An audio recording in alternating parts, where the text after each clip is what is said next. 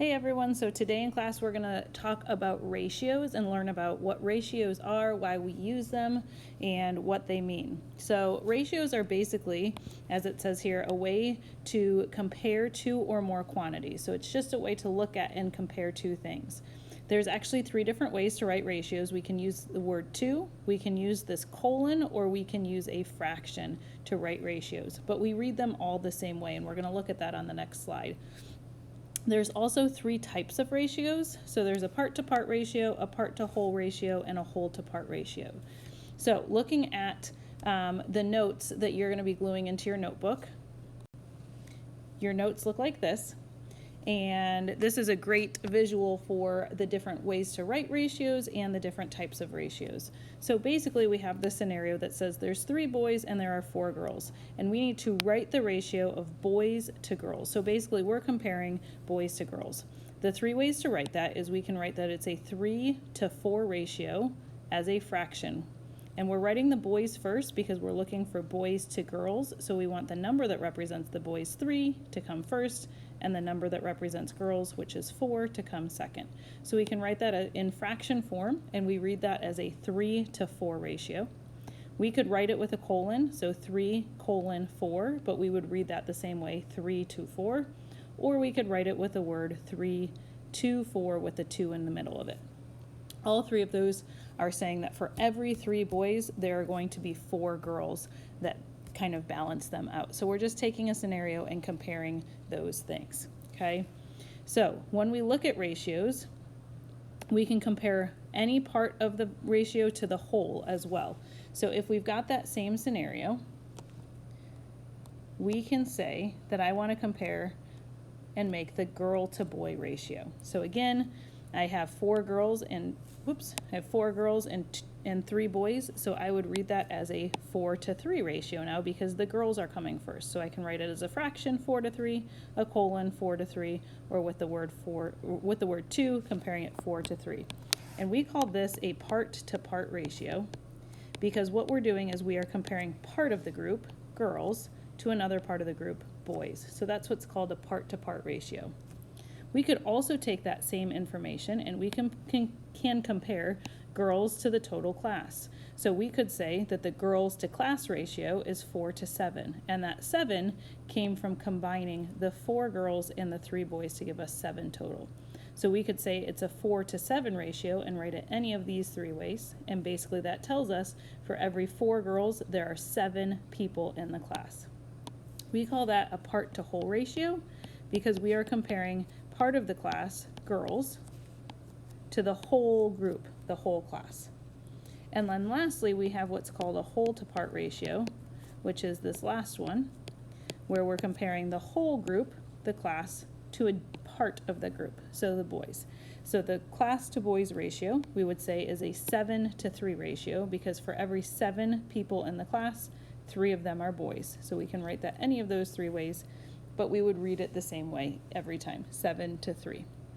This is just a good way to compare how things relate to each other, to look at relationships, and then later this week we're going to look at how we use those ratios to form proportional relationships and look at a bigger picture of things. So again, this sheet that you're seeing here is the notes that you're going to glue into your notebook, and these are going to be a great reference as you're working through ratios. Now, the big thing you want to keep in mind when we're writing ratios is that ratios should always be given in simplest form. Just like we would simplify a fraction, we can simplify a ratio. Okay, so up here I've got a collection of different shapes, okay? And we're going to look at the ratio of trapezoids to squares, trapezoids to shapes, and shapes to trapezoids. So this first one I want you looking up top, we're looking for the ratio of trapezoids to squares. So if we look at that, take a second and think to yourself what that ratio would be. And what we see is that there are 5 trapezoids and there are 5 squares. So I could write that as a 5-to-5 ratio.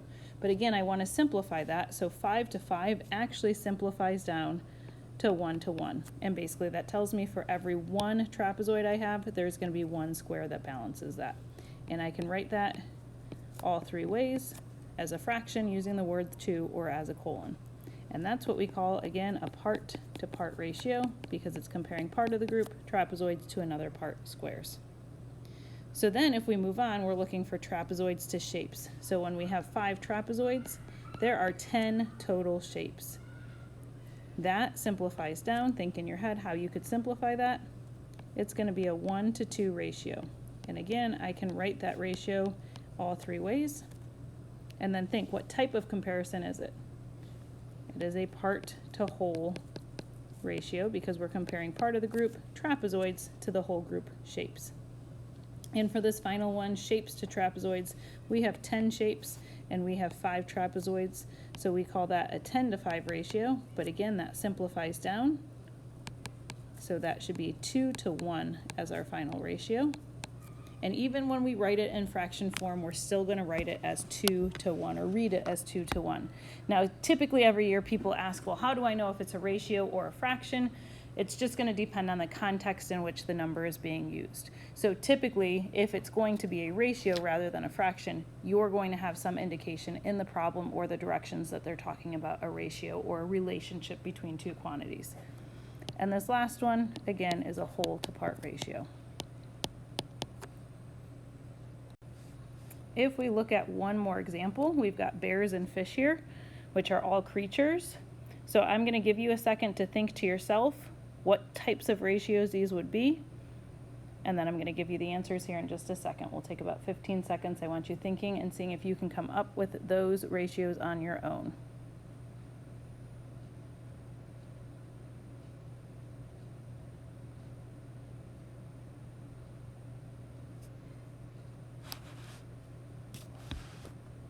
All right, the first one is looking for bears to creatures, so you should see that there are 6 bears, but there are 10 total creatures. That simplifies down to a 3:5 ratio. And that is a part to whole ratio. Creatures to fish, if you thought about this one, you had 10 creatures and 4 of them were fish. That simplifies down to a 5:2 ratio. And that is a whole to part ratio. It's comparing the whole group creatures to fish. And then lastly, we have a part to part ratio looking at fish to bears. So there are 4 fish and 6 bears. That should have simplified to 2:3 and a 2:3 ratio. So that's really all that ratios is. It's just taking 2 quantities, comparing them. The order matters though. So again, if fish is listed first, the number that represents fish needs to be listed first in the ratio. And if bears is second, that number comes second. One way that we can find equivalent ratios is by using a multiplication table.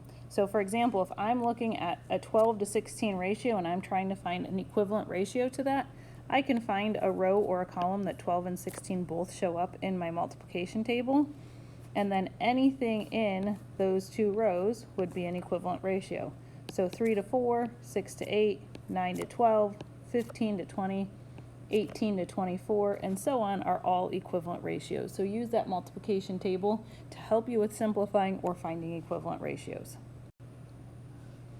All right, we're going to look at one last question together here, and then you're going to do some practice with a partner today. So it says, a volunteer at an animal shelter recorded the ratio of the number of dogs adopted to the number of cats adopted each month. She finds all the ratios are equivalent. Complete the table. So in January here, we see that there are 4 dogs adopted for every 5 cats adopted. So in February, what we notice is that there are 8 dogs adopted, and we're trying to figure out the missing cat value. So what you need to just think to yourself is, how many times bigger did the dogs get from January to February? And to get from 4 to 8, we doubled that or multiplied by 2. So to get that equivalent ratio, we're going to do the same thing, just like an equivalent fraction with the cats. So there are 10 cats adopted in February. And then for March, we can do that same thing. Again, you want to go back to that original ratio. That 4:5 ratio is going to be the easiest to look at. So to get from 4 to 12, we need to think about how many times larger that gets. And it gets 3 times larger. So we're going to make our cat value 3 times larger, meaning that there were 15 cats adopted in March too. So again, that idea of equivalent ratios helps us find equivalent comparisons between things as well. So you're going to be doing a ratios practice with your home plate partner today. So when this video ends, you're going to get your notes on ratios glued in, and I would encourage you to look at that while you're doing that ratios practice The big thing to keep in mind is making sure that you're always simplifying the ratios, that you're writing the numbers in the complete or the correct order, and that you're really, really, really reading each question carefully. The biggest mistakes I see with ratios each year is not that people don't understand how to compare two things, it's that you're reading too fast or trying to get through things too quickly, so you're not paying attention to what the question is asking. Sometimes you're going to have to find missing pieces. Like when we were comparing boys and girls to start with, we needed to find the whole class number before we could write the ratio. So sometimes not all of the information is going to be given. You're going to have to do some math to find the piece for the ratio and then use it in your ratio. If you have questions, please feel free to ask the teacher, and you'll check your work when you're finished. Have a great day.